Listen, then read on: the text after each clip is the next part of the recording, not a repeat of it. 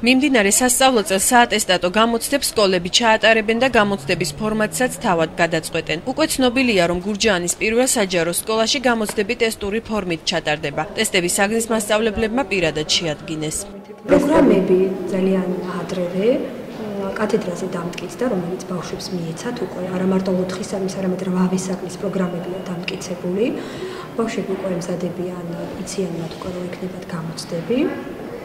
და იმზადებიან, ისიც იციან რომ ტესტური სახით იქნება, მასალა მიცემული აქვთ, ისე რომ პრობლემა აღარ წარმოადგენს არაფერი. პირველ საჯარო სკოლაში პირველი გამოცდა 18 თებერვალს არის ჩანიშნული. მე-12 კლასში ამბობენ, რომ მათთვის უფრო კომფორტულია ის, რომ საატესტატო გამოცდებს სკოლა ატარებს და არა გამოცდების ეროვნული ცენტრი.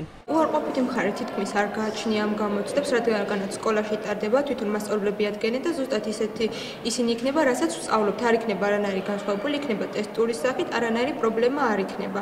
ვფიქრობ, რომ ყველა ჩააბარებს, რა თქმა უნდა, მინიმუმს კი არა, მაქსიმუმს აიგებს. განათლების სამინისტროს ინიციატივით წელს საქართველოს ზოგადსაგანმანათლებლო სკოლებში გამოსაშვები გამოცდები 4+4 მოდელით ჩატარდება. გამოცდის ჩაბარების უფლება დამამთავრებელი კლასის მოსწავლეებს და იმ პირებს აქვთ, რომლებმაც სრული ზოგადი განათლების საშუალო საფეხურის დაძლევის მიუხედავად წინა 2 წელს სრული ზოგადი განათლების დამადასტურებელი დოკუმენტი ვერ მოიპოვეს.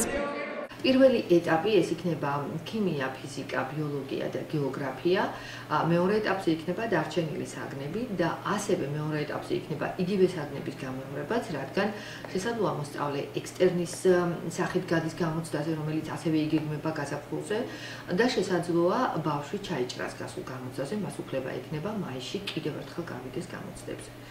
ასევე ძალიან მნიშვნელოვანია ეს გამოცდები იმ მოსწავლეებისათვის, რომლებმაც გასულ წლებში დაძლიეს 12 კლასი, მაგრამ არ აქვს გამოსაშვები გამოცდები ჩატარებული. საატესტატო გამოცდები 2 ეტაპად ჩატარდება. პირველი ეტაპი 15 თებერვლიდან 1 მარტის ჩათვლით, მეორე კი 20 მაისიდან 29 მაისის ჩათვლით გაიმართება.